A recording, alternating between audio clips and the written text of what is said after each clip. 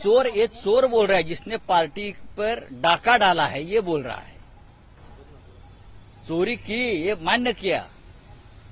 ये कैसे लोग हैं जिस पार्टी चोरी की? चोर कौन है? चोर को मदद किसने किया?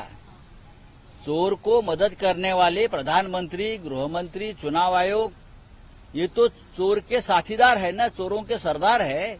और यही बोल रहे, इसीलिए तो हमको ये देश में परिवर्तन लाना है और संविधान की रक्षा करनी है। पार्टी नहीं संभाल सकते, देश क्या संभालेंगे? उनको वोट मत दीजिए। देखिए, अच्छी बात कही।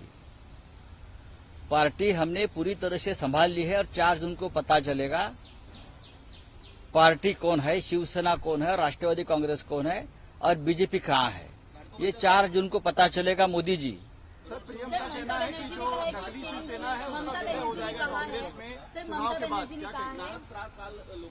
नक्कीच देशाच्या प्रधानमंत्र्यांच्या रोड शोसाठी जे आता कार्यवाहक प्रधानमंत्री आहेत त्यांच्यासाठी दुपारी 12 वाजल्यापासून मुंबईचे रस्ते, मेट्रो ट्रेन्स, रेल्वे, कार्यालय हे सगळं बंद केलं। लोकांचे किती हाल झाले। निवडणूक आयोग आहे कुठे? आचारसंहिता आहे कुठे? कोणासाठी?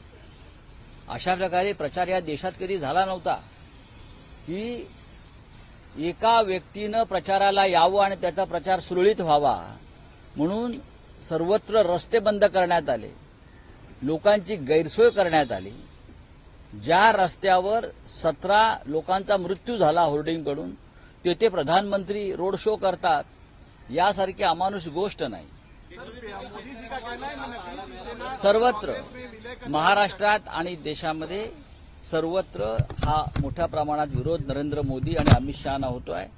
4 जून नंतर भारतीय जनता पक्षाचं अस्तित्व राहील की नाही या देशात आणि महाराष्ट्रात, हा आमचा पुढला मोठा प्रश्न आहे।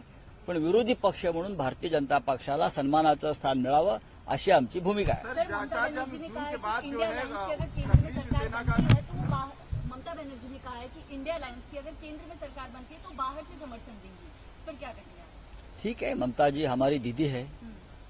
ममता जी भी हमारे साथ लड़ाई में शामिल है। वो भी नरेंद्र मोदी, अमित शाह की तानाशाही के खिलाफ अकेली लड़ रही है। वो हमारे साथ ही रहेंगी, चाहे अंदर हो या बाहर हो। ममता जी हमारी दीदी है और वो दीदी ही रहेंगी। इंडिया अलायंस की एक बड़ी रैली मुंबई में है, कौन-कौन से नेता आ रहे हैं? पापाची आघाडी आहे, काँग्रेसनी पापाची नाही, यांच्या बापाची आहे। बाप कोण आहे आणि पाप कोणा कळेल, यांच्या बापाची आहे। 17 तारीख को कौन-कौन